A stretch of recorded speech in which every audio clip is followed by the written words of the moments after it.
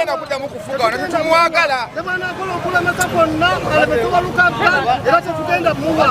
We twogerera ng'abantu ab'enjawulo naddala bannakadongo kamu nga bali mu nnaku oluvannyuma lwa munnaabwe omuyimbi ate nga ye mmeeya owa Kyengera Town Council Sam Mathias Mulumba Walukagadduka ekibabu okuwanduukululwa akakiiko k'ebyokulonda mu lwokaano lw'abo abeesimbyewo ku bwa MP obwa Busiro East. Okusinziira akakiiko k'ebyokulonda, Mathias Walukagga wadde ng'akakiiko akaalondebwa okusunsula abantu mu kibiina kya National Unity Platform gwe kaawaayo okukiikirira ekibiina era n'akakiiko k'ebyokulonda ne kamusunsula nga kakakasa nti nno empapula ze zaali ziwera bulungi ate beekyusirizza mu kiti ng'ambazzi nga bagamba nti empapula z'ono zaali teziwera bulungi.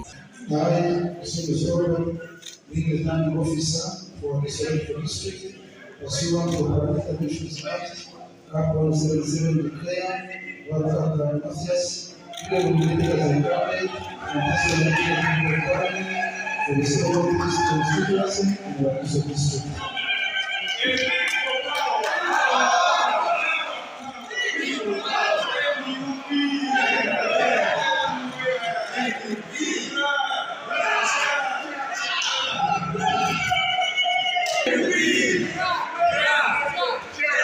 Okusinziira ku bbaluwa evudde mu kakiiko k'ebyokulonda, okuwanduukulwa kwa Walukagga mu lukalala kivudde ku kwemulugunya okwaweebwayo abamu ku abo abeesimbyewo ne Walukagga ng'era olukongoolo abasinga balusonga mu medali Lubega Sseggona aliyo mu kiseera kino ng'ono y'omu ku abo Mathias Walukagga be yawangula mu kaadi ya Nuupu wadde nga Sseggona ye yeegaana agamba nti si ye yamuwaabira. Muganda wange Walukagga alekera okugenda nga mpaayiriza nti nze namuwaabira ku by'obutasoma si nze naye siwakanya bamuwaabira. Omulimu gw'obubaka bwa paalamenti gulina ebisaanyizo. Ekimu ku bisaanyizo kwe kubeera nga watuula mu kiraasi n'ofuna empisa n'obukkakkamu n'obwetoowaze ne bakusomesa. Bwe namuleeta ku ggombolola nkyakutte nno ne muyigiriza bba ennene ne bba entono ate ayagala kubaka nnoni aginzijeko. Ebyo bye bibagaana okuyiga. Singa naffe twagamba ba Dr. Ssemwogere ne Bassebaana Bassekweyama mutuviire mangu tetwandiyize na kukola bye tukola abantu ne batusiima. Ekintu ekyokubiri abavubuka abamu abasiiwuufu empisa ennaku zino kye bayize kwe kunafuya ekintu kye bayita ekitiibwa ky'omwana w'omuntu. Mu bbaluwa akakiiko k'ebyokulonda gye kawandiise nga kaddamu aba Signature Advocates katirambise bwe kati okwemulugunya ku kusunsulwa kw'omu ku abo abeesimbyewo Walukagga Mathias ku ky'omubaka wa paaliyamenti akiikirira Busiro East mu Wakiso District nga bagamba nti tuddamu ku kwemulugunya kwammwe eri akakiiko k'ebyokulonda ng'ennaku z'omwezi 4 Novemba 2025 ku nsonga eyogeddwako waggulu. Akakiiko kalaga nti eyassaayo okwemulugunya kuno alaga nti Walukagga Mathias yali talina biwandiiko bimala ebyo ebyessalira ebyetaagisa okumusunsulamu ng'omu ku abo abeesimbyewo ku ky'obubaka bwa paaliyamenti. Nti era eyeemulugunya ono agamba nti mu kiseera certificate ey'abo abasoma nga bakulu oba ne aptitude test we byakozesebwa mu kusunsula Mathias Walukagga nga 23 omwezi ogw'ekkumi omwaka guno, ebbaluwa eno yali yaggwako nga kitegeeza yali tekyakkirizibwa. Ebbaluwa eyongera n'egamba nti ku ludda olulala Walukagga ng'ayita mu balooya be bakakasa nti ekyokuba nti bamuwa ekifo ku yunivasite era ng'asoma bachelor's degree mu public administration ku certificate y'emu eyeeyogerwako kikakasa nti yali emala bumazi okumusunsula. Akakiiko kagamba nti oluvannyuma lw'okuwulira n'okwekenneenya ebyo ebyaweebwayo sayidi zombi nga ziyitira mu balooya baazo n'okusinziira ku mateeka agafuga ebisaanyizo ebyetaaga okusunsula omubaka wa paaliyamenti, akakiiko k'ebyokulonda mu nkiiko ezaatuula nga 7, 10, 14 ne 15 Novemba 2025 keetegereza bino wammanga nti Walukagga Mathias yawaayo certificate of mature age oba aptitude test eyamuweebwa Islamic University in Uganda IUIU nga 12 June 2023 ku certificate of equivalence ekiwandiiko ekiraga nti kyenkanankana ne siniya ey'omukaaga nga kyaweebwa ekitongole ekivunaanyizibwa ku matendekero aga waggulu ekya National Council for Higher Education nga 11 June 2025 okusobola okusunsulwa era ne keetegereza nti satifikeeti eyo oba ekiwandiiko ekyo ekya mature age ne aptitude test Walukaga Mathias kye yawaayo okusunsulwa nga 23/10/2025 kiraga nga 12 June 2023 lwe kyamuweebwa era nga kiggwako nga 12 June 2025 nti mu kiseera ekyokuwulira okwekubira enduulu omuwawaabirwa nga ye Mathias Walukaga yawaayo ebbaluwa okuva mu IUIU eyanga 11 Novemba 2025 ng'ekakasa nti Walukaga Mathias yatuula ebibuuzo ebya mature age aptitude test nga 25/2023 era n'afunamu max 5.4 ku 100. Ebbaluwa y'emu era eraga nti ekiwandiiko kino oba satifikeeti eno eggwako oluvannyuma lw'emyaka 2 singa oyo yatuula ebibuuzo ebyo aba teyeeyongeddeeyo kusoma, naye bwe yeeyongerayo okusoma satifikeeti eyo esigala ng'ekyakola. Kyokka ate ekiwandiiko kino oba giyite certificate of mature age oba aptitude kirina ebbanga lya myaka 2 we kiggweerako era ng'ebbanga eryo baaliteekako ku kiwandiiko. Era kagenda mu maaso ne kannyonnyola nti paragraafu ey'omwenda akatundutundu bba ak'amatendekero aga waggulu okuli yunivasite n'amatendekero ag'ebyemikono ng'eno bagyesigamako nnyo okwekenneenya okusalawo n'okukakasa obuyigirize bw'omuntu abanga waakiri alina ebbaluwa ya siniya ey'omukaaga oba ekyo ekigifaanana mu Legal Notice namba 12 ey'omwaka 2015 egamba nti satifikeeti eweebwa omuntu eyatuula n'ayita ebibuuzo ebituulibwa abo abaayita ku mutendera gw'abantu abakulu oba giyite mature age entry n'ebitundu waakiri 5 ku buli 100 eba ekola okumala ebbanga lya myaka 2 okuva lwe yafuna satifikeeti eyo. Nti era akakiiko k'ebyokulonda nga keekuusa ku kusalibwawo okwakolebwa mu kkooti ensukkulumu mu musango gwa Gole Nicholas Davis ng'attunka ne Lloyd Kiriapao mu kujulira okw'ebyokulonda namba 19 okw'omwaka 2007 keetegereza nti satifikeeti oba ekiwandiiko okuva mu kitongole ekivunaanyizibwa ku matendekero aga waggulu ekya National Council for Higher Education yo nga yo si kiwandiiko ekikakasibwa era tekisobola kuwabulamu ekiwandiiko ekyaggwako oba ekitakkirizibwa. Akakiiko k'ebyokulonda ne kongera okutegeeza nti okusinziira ku kwetegereza okwo nga bwe kumenyeddwa waggulu baakizuula nti ekiwandiiko kino ekya Certificate of Mature Age oba aptitude test Walukaga Mathias kye yawaayo okusobola okusunsulwamu nga 23/10/2025 amazima kyali kyaggwako era n'olw'ensonga eyo Walukaga Mathias yali talina biwandiiko bimala okusobola okusunsulwamu ng'eyeesimbyewo ku woofiisi ey'omubaka wa paaliyamenti nga bwe kirambikiddwa mu section 4 akatundu akasooka akatundutundu kya ak'amateeka agafuga okulonda kwa paaliyamenti namba 177 era bwe batyo ne bategeeza Mathias Walukaga ow'ekibiina kya National Unity Platform awanduukuluddwa mu lwokaano n'assaako omukono Justice Byabakama Mugenyi Simon ssentebe w'akakiiko k'ebyokulonda era ne baweerezaako kopi Walukaga Mathias ne balooya be okuli Alakan Company Advocates, Nalukoola Advocates ate era kw'ossa ne returning officer oba atwala ebyokulonda mu disitulikiti ey'e Wakiso. Amyuka omwogezi w'akakiiko k'ebyokulonda Paulo Bukenya naye yavuddeyo n'atangaaza ku nsonga eno lwaki Mathias Walukaga baamuwandudde mu lwokaano. Weewaawo twawadde mu mpandiika eyo twalaze ensonga ku twasinzidde. Of course tussaamu ekitiibwa enjuyi zonna nga mwe muli ne candidate yaweereddwa notice eno era sikkirizibwa actually na kugenda buziba mu nsonga eyo okuggyako okulaga nti teyatuukiriza section eya bwe kyazuuliddwa okunoonyereza okuwuliriza enjuyi zombi okuddamu okwetegereza nekizuulibwa nti no obuyigirize obwaliko bw'essalira tebwatuukirizibwa okusinziira ku section 4 so yeyo ensonga yokka okutwaliza wamu era bwe ntyo bwenyuza ogiwumbawumba.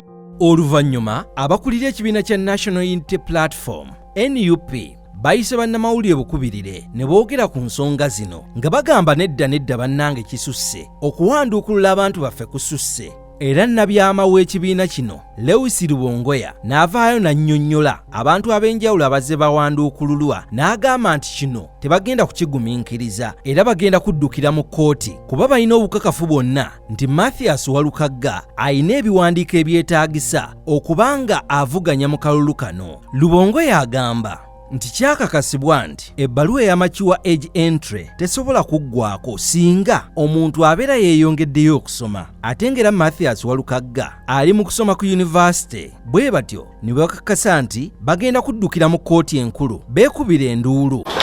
Basewo ne banyabo olunaku olwaleero naffe nga mmwe n'abali wano twalabye ku mutimbagano omukulu ono tebanamuwa bbaluwa yonna naye bamukubidde essimu ne bagamba waliwo bye tulaba wano. Ne tulaba ku mutimbagano nti kandidate waffe owa constituency ya Busiro East bamugye mu lwokaano ng'akakiiko k'ebyokulonda akakulemberwa Mwambi Abakama ke kabikoze ebyo. Kakati wenjogerera bakandidates baffe bana bakagibwa mu lwokaano mu ngeri emenya amateeka mu ngeri ey'ekimpatiira. Wano tulina omukyala gwe bayita Mase Abedchan Rebecca gwe bajja mu lwokaano mu district y'NB ne badeclaringa nti oyo minisita wa Museveni gwe bayita Nyamutolo yali afuuse unopposed. Ne bagenda mu maaso ne bajja mu lwokaano muganda waffe gwe bayita Ongelek Charles Ebukedeya mu constituency gye bayita Kachumbala era naye ne bagamba nti candidate wa NRM yayita nga tavuganyizibwa. Ne baddamu ne bajjamu candidate waffe omulala gwe bayita Ayen Ernest onono ng'abadde akwatidde bendera ekibiina kya National Unity Platform ku bavubuka ba Northern Uganda. Ne bagenda mu maaso kati olunaku olwaleero ne bajjamu Honorable Mathias Walukagga mu lwokaano. Babadde bawa ensonga ez'enjawulo naye nga bw'ozitunulira zonna tezigoberedde mateeka. Ongelek Charles bagamba nti yali talina signature zimala. Abamuwandiikisa baavaayo ne beegaana nti tebamuwandiisa. Ernest Ayen bagamba nti emyaka gye gyali gisinga ku egyo ye gy'alina newankubadde yalina amabaluwa gonna agalaga ekyo. Abedchan Rebecca naye bagamba nti signature ze zaali teziwera. Kakati olunaku olwaleero Honorable Mathias Walukagga bagamba nti ebbaluwa ze ez'obuyigirize tezimala. Njagala bategeeza basewo ne banyabo nti akakiiko kaffe ak'ebyokulonda abantu bonna bwe baleeta empapula zaabwe kazekenneenya ne kaziyitamu okulaba nga ziyimiridde. Era abantu bangi nnyo abalina empapula ze twali tetutegeera bulungi abo tetwabawa kaadi y'ekibiina. Naye empapula z'omukulu Walukagga akakiiko kazetegereza bulungi nnyo ne kalaba nga yali asaanidde okukwatira ekibiina kya NUP bendera ku kifo ekyo. Lwaki? Omukulu ono yaleeta ebbaluwa oba giyite certificate eviira ddala mu university ya IU Islamic University in Uganda ng'alaga nti yakola mature entry examinations era ne bamuwa ebbaluwa eno. Bwe bagimuwa n'agitwala eno ebbaluwa n'agitwala mu kakiiko ke bayita National Council for Education oba olukiiko oluvunaanyizibwa okulaba nga empapula z'omuntu zenkanankana okola equivalence era ne bamuwa certificate ekakasa bulungi nnyo nti obuyigirize bwe buli ku senior 6 ate eyo nga yeri required mu mateeka okwesimbawo okufuuka mubaka wa parliament. Akakiiko ako kamuwa ebbaluwa yino wano kagimuwandiikira bulungi teri expired teri invalid weri wano. Era abasewo ne banyabo njagala n'obategeeza ndi kino kankyogere tebiseera bimu twatuukiriranga akakiiko ne tukawandiikira ne tukabuuza eno ebbaluwa ntuufu mwabagi issuinga era akakiiko ako aka National Council for Education ne kakakasa bulungi tene ebbaluwa be bagi issuinga ng'eraga nti omukulu Walukagga alina empapula ezenkana neza senior 6. Juzi bwe baavaayo ne bateekayo okwemulugunya nga kye beekwasa nti eno mature age certificate yali expirinze. University yawandiika ebbaluwa negiwandiikira byabakama negiwandiikira akakiiko k'ebyokulonda yino wano bagimuwandiikira bulungi nnyo nga naku 11 eza mwezi gwa Novemba guno mwaka nga bamaze okutwalayo complaint. University newandiika bulungi netangaza negamba nti eyo certificate te expiring singa omuntu agenda mu maaso na enrolling okugenda mu university oba okweyongerayo mu kusoma. Kakati gwe babaka musinzirawa ogamba nti eyo certificate ya expiring nga university yenyine yajiwa egamba tena expiring. Kikyo botegeeza. Kubanga university eyawa certificate yino wano yo kenyine yazvayo negamba netangaza bulungi. Ate nekirala university negamba nti omuntu bwe yeyongerayo bwe enrolling for further studies ebeera ngeri valid. University ono mukulu gyasomerako ya St Lawrence naye newandiika netangaza bulungi negamba nti ono mukulu ali mu third year ku university yaffe. Byabaka malinga agamba nti kati mu Uganda osobolera ddala ogenda ku university nga toyise mu senior 6 nga toyina senior 6 nga toyina advanced level ate nga advanced level requirement ekutwala mu university. Byabaka makyatugamba kati mu baluwa ze ebitategerekeka byebagezaako okukola. Naye nga bwe mbalaze kino saagala mukitunulire nga attack oba obulumbaganyi ku constituency ya Honorable Walukaga. Nga bwe mbagambye batandikirawo ekisooka ne bagezaako okulemesa NUP okufuna ba candidates. Batya twafuna candidates 425 abamu ne babalemesa okwewandiisa munajjukira ebyali Bukedeya ebyali Buyende n'awalala wangi nnyo be balemesa okwewandiisa ba candidate ba NUP. Abalala olw'embeera gye batuteekako ey'okutujjako ssente ze twali tufuna mu mateeka ne beesanga nga tebakyasobola kukola ki kwewandiisa. Byonna nga biri bwe bityo twagenda mu maaso ne tuwandiisa ba candidate 303 ku mutendera gwa parliament. Munajjukira nti bakikola ne kuba LC5 ne kuba kansala wonna abantu we balaba nti we balina interest ez'enjawulo ne balemesa ba candidate baffe okwewandiisa. Kati ba candidate 303 bwe twabawandiisa regime netandikirawo ng'ekozesa ideas bbiri oba approaches bbiri. Ekisooka kwe kubawandukulula nga bwe mbagambe sofa bakawandukulula abantu bana na information gye tulina tebakyalina ebyo complaint bye balimu era bagenda kugenda mu maaso oba oli abawandukulule bakandidate abalala aba NUP. Ekirala kye bagezezaako okukola kye mubadde mulaba mwena kwe kugulirira bakandidate baffe abamu. Ate si kubagulirira kwokka, abamu basooka kubatiisatiisa ne babagulirira. Olunaku olwaleero mbadde njogera ne candidate waffe yeesimbyeyo ku bakyala Isingiro. Andazene messages nga bamugamba va mu district ya Isingiro oba oyagala bulamu. Oyo candidate w'ekibiina ki NUP yeesimbyeyo ku representing abakyala mu Isingiro. N'olwekyo abo bakandidate baffe abamu be mulaba nga bakuba ebifaananyi ne Museveni. Yes, tubanenya olw'okubanga tebalina mugongo naye ate nabo oluusi obasaasira. Kubanga abamu babawamba kati tulina ekyokulabirako ekirala. Oyo mukyala gwe bayita Jean mwaba mawulire mwakavalinga ebyali embalala bwakwata abantu baffe ne babasiba. Oyo bamusanga mu kkomera ne bamugamba oba oyagala tukute tugenda kukutwala wano mu kooti bakuwe bail ogende straight ku rally ya Museveni ogambe nti ovuddemu NUP. Era kye yakola mukazi wattu. Kakati kyekyo so kino njagala mukirabe nti bano abasajja batidde nnyo batidde ekigambo protest vote. Kyovola bakola bino byonna bagezaako okugoba abantu baffe mu lwokaano kubanga bakimanyi katono mukulu mukimanyi bulungi mwenna nti akalulu k'ebusiro Easter ina 95%. Bwe bakakuba olunaku olwaleero ono mukulu nga mwali asobola okuwangula ne 100% asobola ogifuna ono omusajja gwe mulaba kubanga buli woyita abantu. So ekidda ku nsonga eyo tujja kuba tukibategeeza naye for now ekibiina kisazeewo kigenda kujulira kwapiiringa ku nsonga zino. Naye tukubira bannayuganda mwena mwena omulanga okulaba eggwanga lyammwe bwe lifuuse, okulaba eggwanga lyaffe bwe lifuuse.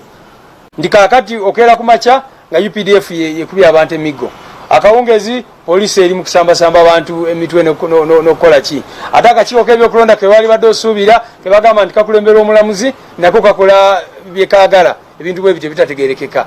N'ebitongole bya gavumenti byonna nga bwe mubimanyi nabyo ne twesanga nga tuli mu mbeera eyo basebo ne banyabo. So ansa yaffe ye protest vote, akalulu k'okwekalakaasa tusobole okwejja mu mbeera eno. Lwaki? Kubanga bino embeera ya bino ebitongole bya gavumenti mugirabe ng'egenda eyonooneka buli lunaku.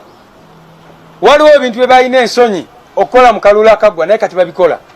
Kitegeeza ki ekyo nti singa system eno esigalawo akalulu akaddako that is bwe tubalake ne kabeerayo kubanga bayinza n'okukola kino kutuuka ekiseera ne bakasazaamu ne bagamba nti kati tudeclarinze monake oba kikyona kyonna. So bannansi balina okumanya nti guno omukisa gwe tulina okwetaasa. Tubadde wano twogera ne president ng'ali Fort Portal batandikidde okugala amakubo n'ebirala effujjo lyonna yonna obumenyi bw'amateeka obugenda mu maaso. So bannayuganda ye ansa esembayo ku nsonga zino zonna zonna ezigenda mu maaso. Ensonga gye mbadde njala kubajjukiza ku nsonga zino mumanyi mwena mwena nsonga njagala mwebuuze lwaki akakakiiko kabyabakama katandikira lwaki tekana denominatingayo candidate n'omuwa NRM, lwaki tekanagobayo omuntu omuntu, lwaki tekanawandukulula candidate wa NRM n'omu, owulira badenominatinga ba independent ne bakandidate ba NUP, era wona baze badenominatinga ogenda wulira wa NRM gwe badeclaringa unopposed. Feno tulowooza nti oyo returning officer baba amaze okunominatinga nagamba kati gwe candidate oli duly nominated, ako kekaba kakiiko k'ebyokulonda kasazeemu apiira eddako yali badde mu kooti mu mbuga z'amateeka ng'omaze okuwangula ne bakuwabira ng'etteeka bwe liragira.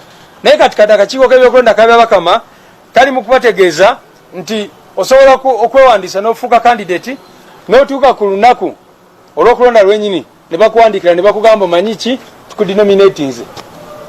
Bakikolako mu kalula kagwa candidate waffe w'abavubuka mu Uganda bamudenominatinga ku lunaku olusembayo ne bamuwa ebbaluwa ne bamugamba nti kati tokyali candidate, abakuwandiisa batutegeezeza nti tebakuwandiisa.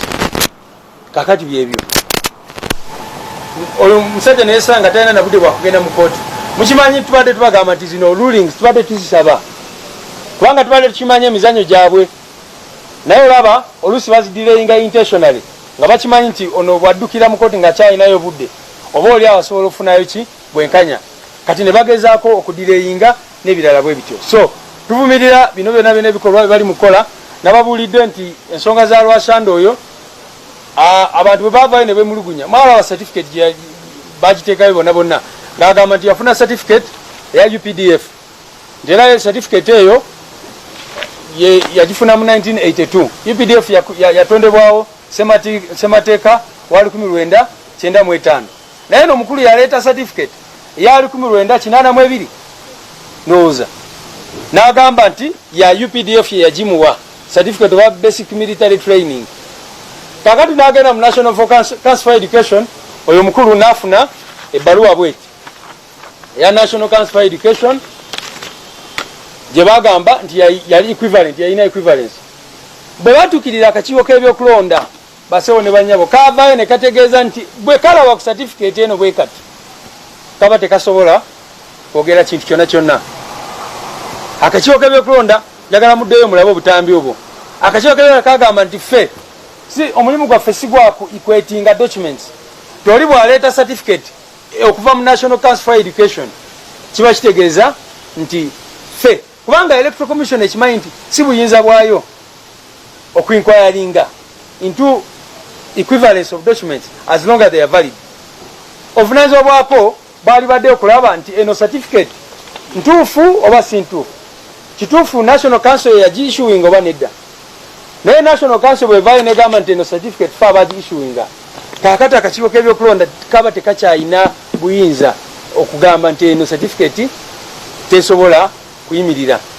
So n'olwekyo basebo ne banyabo tugenda mu kooti nga bwe mbagambye, naye ensonga zino nga bwe ngamba zijulire mu bantu okusingira ddala. Mwalaba n'okulaba okumanya nti akakiiko k'ebyokulonda attack eyo gye kakola ku National Unity Platform twabategeeza Bukoto Central twalina candidate waffe. Akakiiko k'ebyokulondako ne katuwa candidate munnange ne kaleeta candidate owaako naye ne kamuwa simbo yaffe Ambulera ne bagamba nti oyo ye candidate wa NUP. Mukimanyi nti akakiiko k'ebyokulonda abo abantu bonna bonna bagendayo mujjukire ensonga tukyalinze ruling kubanga naffe twakola appeal ne tubagamba musobola mutya okuvaayo ne mutuwa candidate.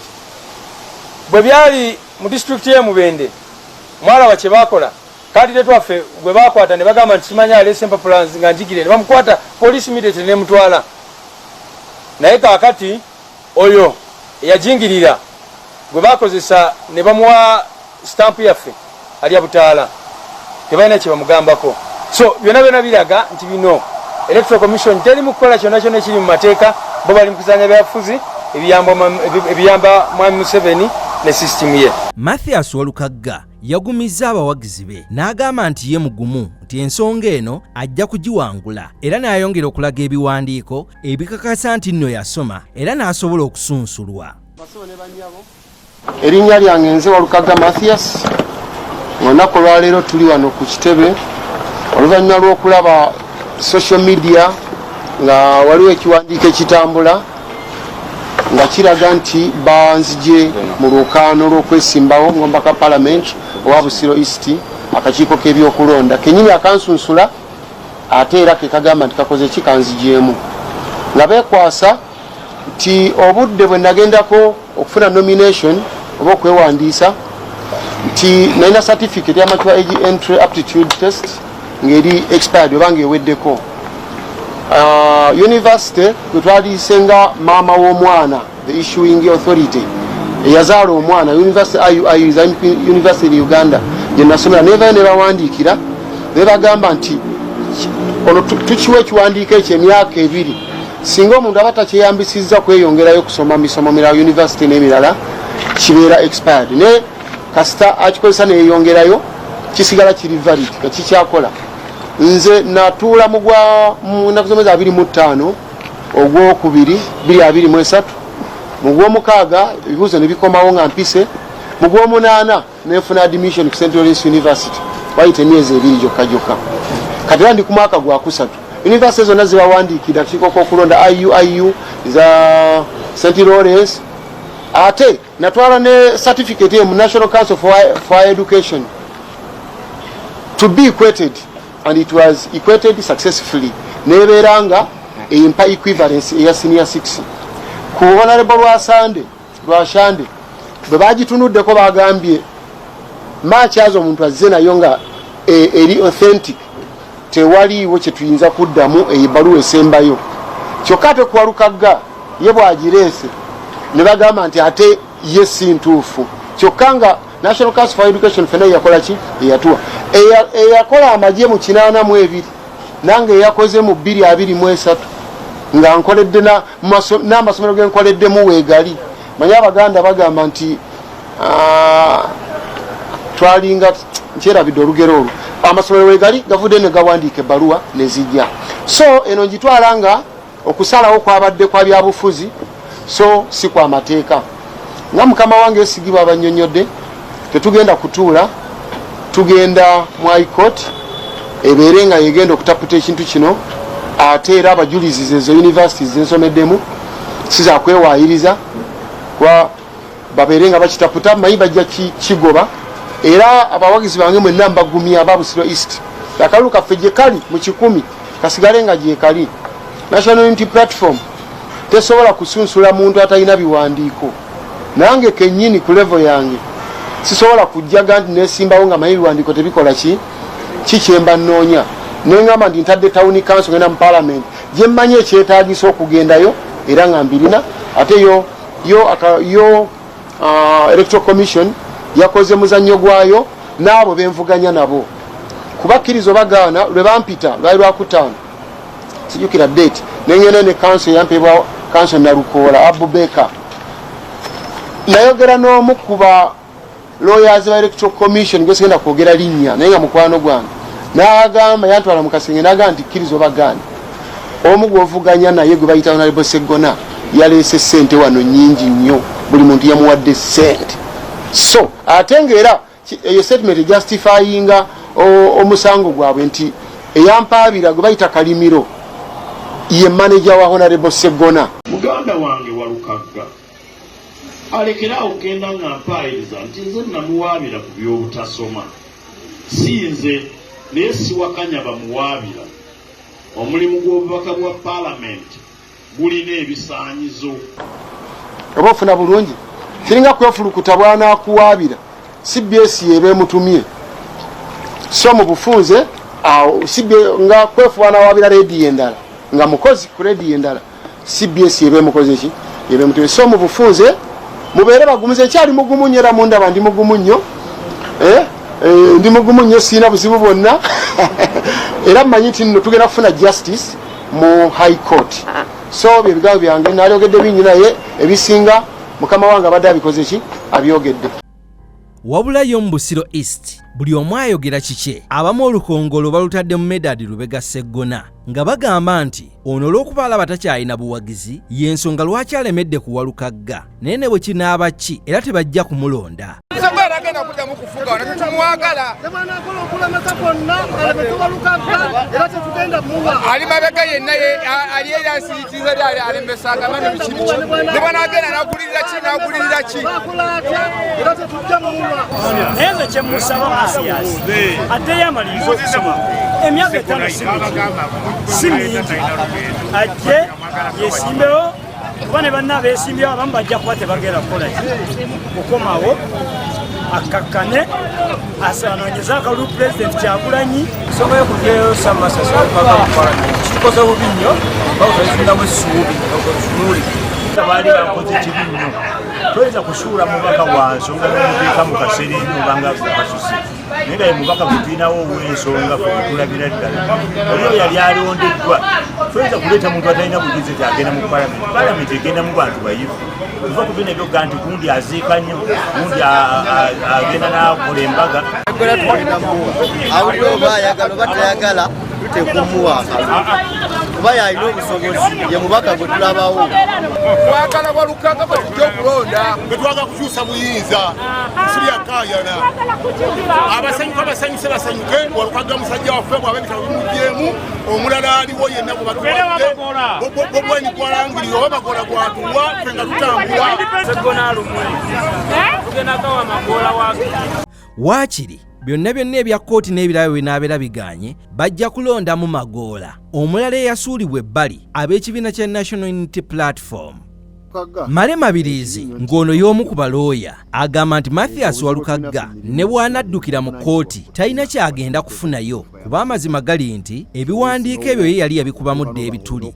Omuteeke mu layini ate wavaamu n'oga omusajja Walukaga tetwagalako kujjamu naye waliwo kimanya amazima ogamanyi tolina mpapula. Byabakama si lwakuba nti abadde mu kugu nnyo mu kutaputa ekintu ekyo lwakuba nti byabakama ndoza kimususseeko nga mutuufu waliwo ekisukka kubanga nga tolina ngeri gy'ogamba abantu abakkira ne baweerera abaana baabwe nti omuntu yakola butuuzi olupapula ssaawa emu ne bamugamba osobola ogenda ku yunivasite n'agamba nti afunye obuyigirize. Ye agambye nti kyaggwako ofcourse kyaggwako naye kikulaga nti amakulu gaakyo galijja kukuyingiza yunivasite oba nawakumala diguli oba diploma tosobola kugamba mbu afunye eki nti olina empapula. Nene bakulimba ndabye Lubongoya nga akuwagawaga akutaputira ebyekifere. Lubongoya si practitioner tali mu practice y'amateeka. Simulama ako makoti gye tuwoleza nga gyali nti Lubongoya afu oluzungu awoza yagasoma simanyi natugamba n'agenda Harvard n'avaayo n'agasomesa kimanyi gyagakolera. Akati entaputa ebambi era eryawo ya kitabo tamanyi bintu bitambula mu mbeera ya bulijjo. Tosobola kuŋŋamba nti omuntu tamaze diploma tamaze diguli nti alina mature age yokayoka ebbaluwa gy'alina so bakuwabya era bagenda kuddamu bakuwabya era ojulire bakubbe kosi osasule. Yo kooti eyinza okukubuya mu bulala kunagwa naye bajja kukuba kosi bw'otaawere kubanga amazima gali nti tolina diploma tolina diguli tolina senior 6 kati wasoma ki kubanga naye kubadde waligambye nasoma obuzimbi nasoma obubazi bwe nagattako bwe nti n'empeza nagendawo kuwaayi tolina kyolina so kakkana ne bagambe Julia Balubongoya baje era nga bakwebera bagenda kuwabya ne Balubongoya mwino kitegeera nti kile kibiina kya opposition bino ebintu by'obutaba na mpapula byasemba kuba mu opposition dda ku mirembe gy'abakana kulya bbanga nga ne bibiina Museveni yali abiweze kana kulya bbanga yesimbe ye mukono namugamba ate yagina ne wakwa yali agwe ebibuuzo yeye yatula mukaaga so bino ebintu okwita ku opposition Lubongoya mugenda mu system bibadde nga Museveni ng'ayita batasoma kati mubirese waffe. Ensonga zino gye zinaggwera nze naawe tuzirinze naye nze ng'omuntu nandiyagaliza munywanyi wange era omuyimbi wange ow'akadongo kamu Sam Mathias Mulumba Walukaga adduka ekibabu agende mu paaliyamenti akikirire abantu ba Busiro East. Mwebale nnyo mwebalire ddala okugoberera emboozi eno ku mukutu gwaffe ogwa Kabyanzo Media. Tukwaniriza ku Kabyanzo Media.